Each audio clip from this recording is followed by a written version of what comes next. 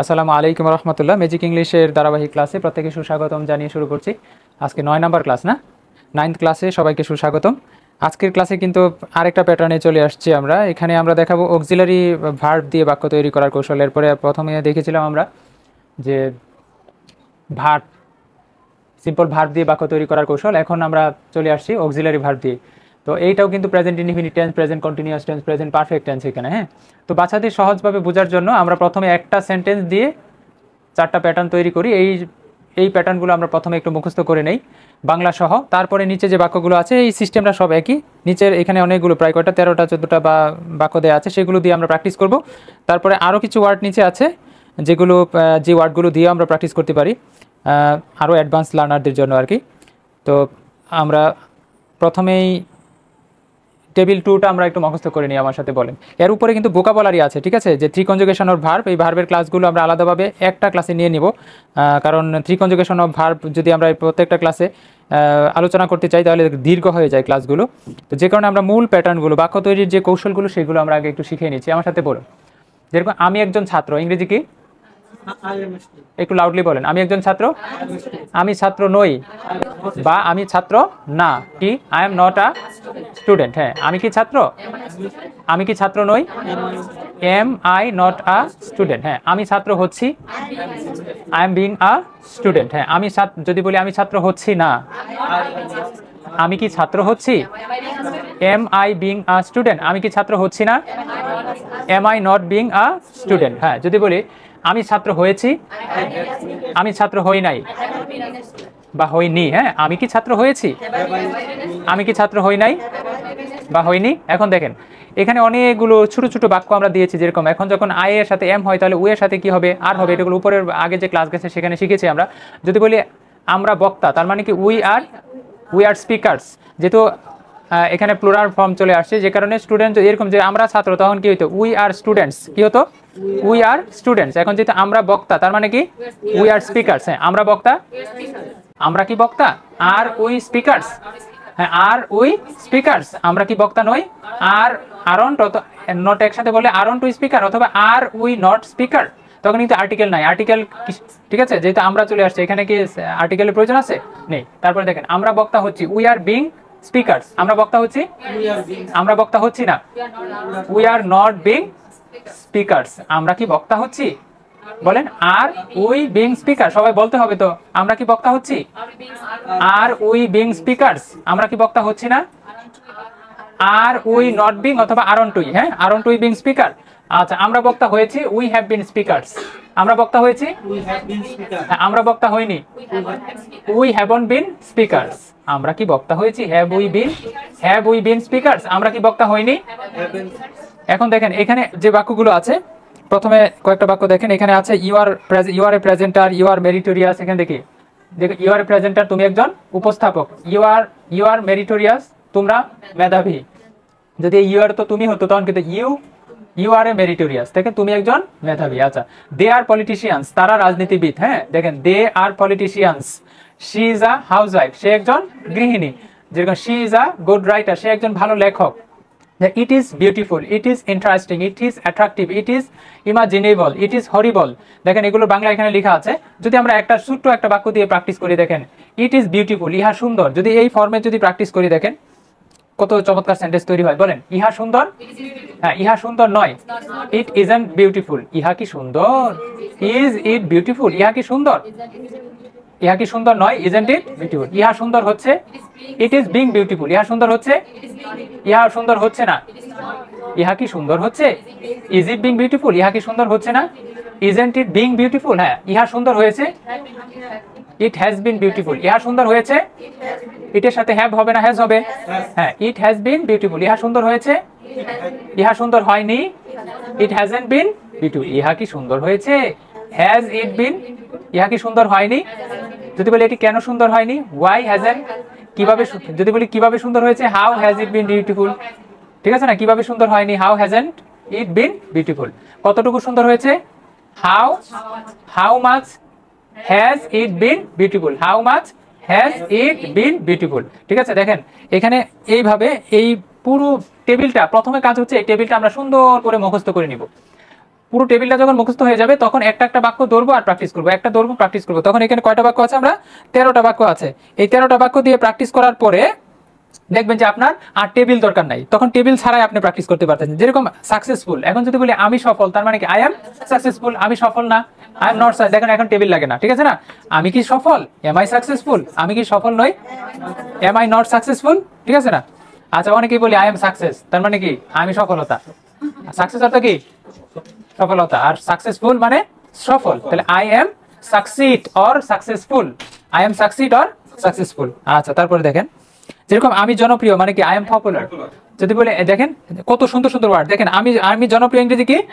I am popular. আমি জনপ্রিয়, আমি গায়ক, আই এম সিঙ্গার। আমি ভদ্র, আমি দয়ালু, আমি আন্তরিক, আমি স্বাধীন, হ্যাঁ আমি অলস, আমি কেয়ারলেস, কি তারপরে কি এটা কি?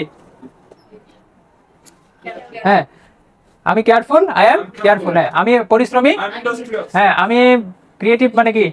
সৃজনশীল। হ্যাঁ হ্যাঁ যদি বলি আমি বুদ্ধিমান, বুদ্ধিমতী, হ্যাঁ আমি সামাজিক, আমি আন্তরিক, আমি আমি আত্মবিশ্বাসী, হ্যাঁ আমি সাহসী, আমি গর্বিত, আমি চালাক।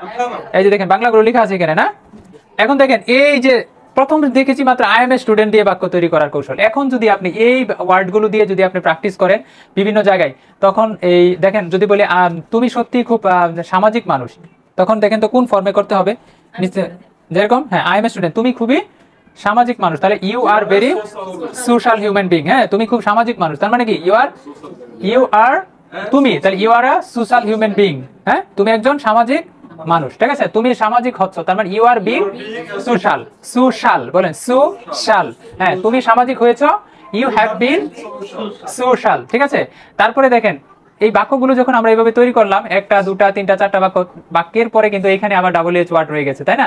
যদি বলি এই একটা বাক্য যেরকম তুমি সামাজিক, তাহলে ইউ আর সোশ্যাল। যদি বলি তুমি সামাজিক না, কি বলবো? ইউ আর নট সোশ্যাল, অথবা ইউ আর আনসোশ্যাল, ঠিক আছে না? হ্যাঁ হ্যাঁ তারপরে যদি বলি তুমি অসামাজিক, তার মানে কি? You are unsocial. তুমি কি অসামাজিক? Are you unsocial? তুমি কি অসামাজিক নও? হ্যাঁ যদি বলি তুমি যতটুকু অসামাজিক, তা how much you are unsocial, how much you are unsocial, তুমি যতটুকু অসামাজিক নও, ইউ আর নট। হ্যাঁ তুমি কেন unsocial? Why are you unsocial? তুমি কেন অসামাজিক নও? Why are you not unsocial? দেখছেন বাক্য তৈরি করার কত লক্ষ কোটি বাক্য, শেষ নেই।